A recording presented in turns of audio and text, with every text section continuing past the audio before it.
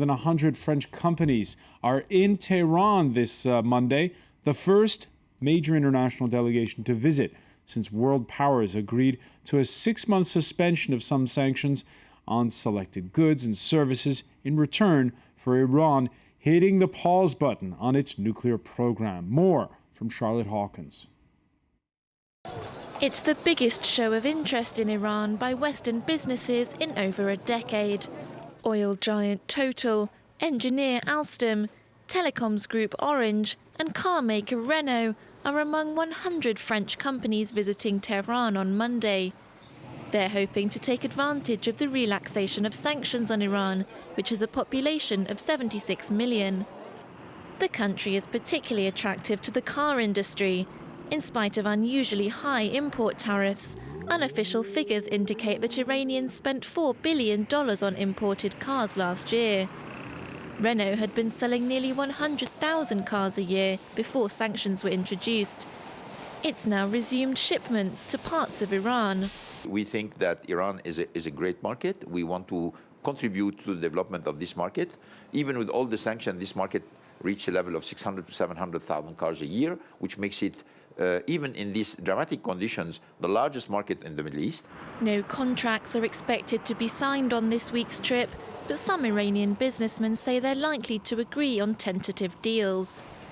Since the start of sanctions relief, billboards advertising international brands have sprung up. Iran feels it can offer a lucrative venture for foreign companies, with thousands of sales and service points already in place. And we're pleased to welcome Francis Perrin, editorial director of the newsletter Arab Oil and Gas. Thanks for being with us. Thank you. Some 100 French business leaders going in. The French, the first. I know there's a German delegation expected, a Dutch delegation expected. How did the French get in there first?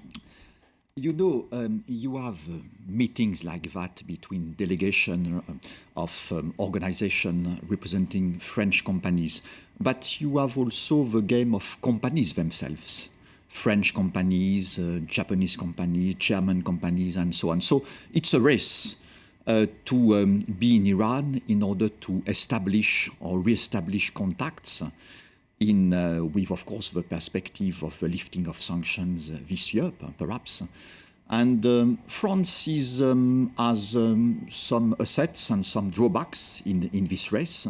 Probably MEDEF, the organization representing French companies, wanted to try to dispel some fears among the French business community regarding the attitude of the French government in the negotiations last fall regarding the agreement on the nuclear program of Iran. France had taken at this time a very hard stance, and clearly within MEDEF, within French companies, or at least some sectors of French industrialists, they think that it's very important to go soon to visit Tehran and to establish contacts in order to be well placed for this race. Now, that race, we can agree, began even before they had agreed on that tentative deal. We saw that on the sidelines of the UN General Assembly in New York last September. There was the new president of Iran meeting with executives from oil companies. Yes, of course. The race began some months or several months ago.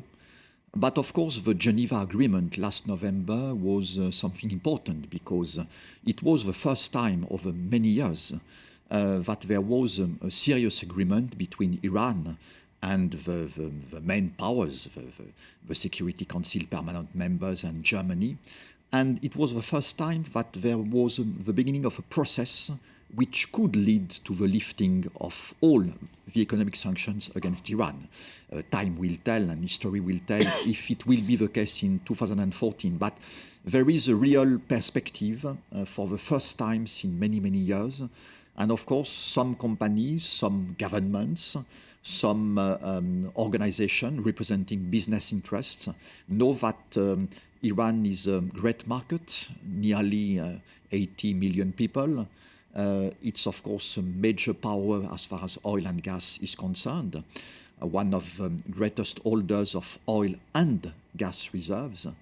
And of course, there is also a strong petrochemical industry in Iran. There are important needs in terms of infrastructure, transport, etc. So a very important market, and in this type of very delicate economic and political race, it's a good thing not to be among the last. A good thing not to be among the last, but let me ask you, because there is, you've monitored the track record when it comes to, say, post-war Iraq, post-war Libya. Who are the winners in the end when it comes to those contracts? These three situations are very interesting, but Libya is something, I would say, different. In fact, it's important to be among the first, because you have some political aspects which are very important when you refer to North African or Middle Eastern countries. Politics comes first. So it's important to establish some trust, some relationship at the very beginning. But hang on a sec. You say politics comes first, but we saw in Iraq that U.S. companies didn't necessarily win, especially in oil and gas. Oh, yes, you are right. In fact, some companies, especially ExxonMobil, did win some contracts.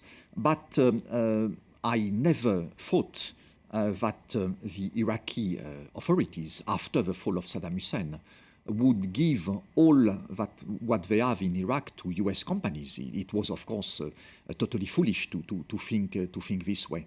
I think it was a total ignorance of Iraqi history and Iraqi nationalism.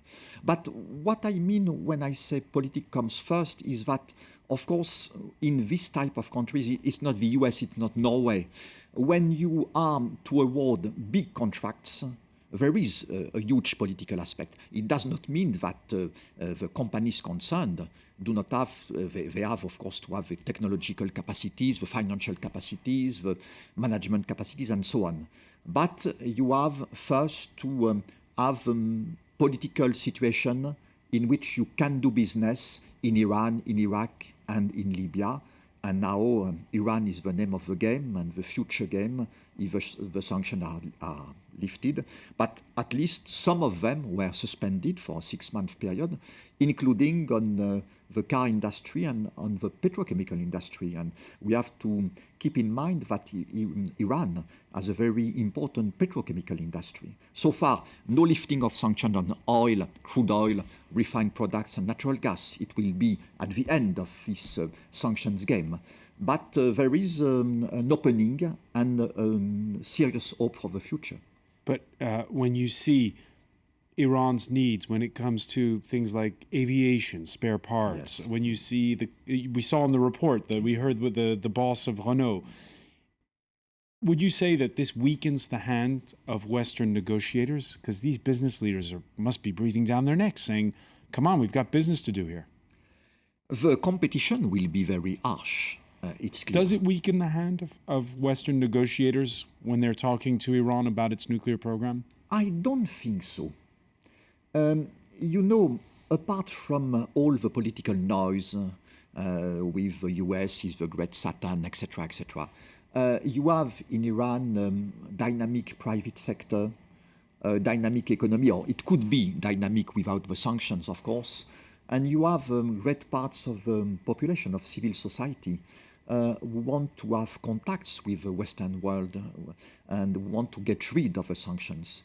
And you have at the presidency, President Hassan Rouhani and his government, mainly pragmatic people.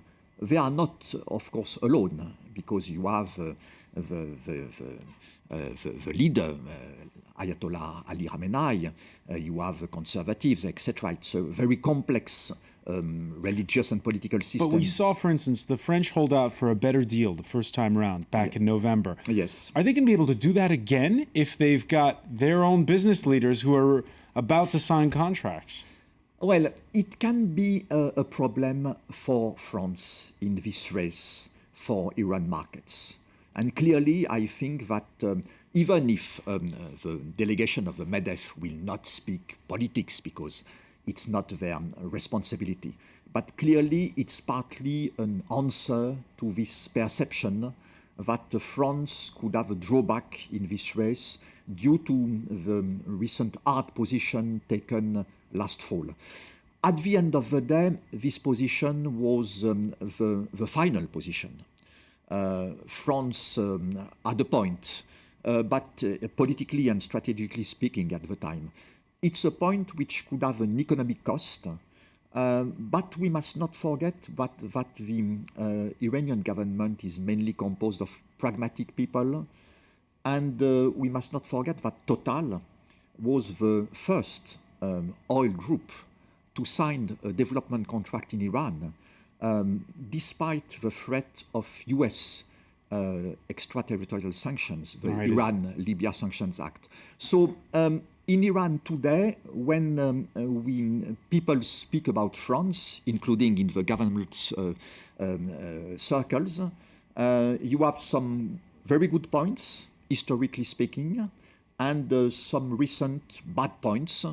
But I think that France has a fair game. But at the end of the day, it's strictly business. Francis Perrin, I want to thank you very much thank you. For joining us. Stay with us. Much more to come here on France 24. We'll have more news. And sports, in the end, it was no contest as Seattle won the Super Bowl. Stay with us.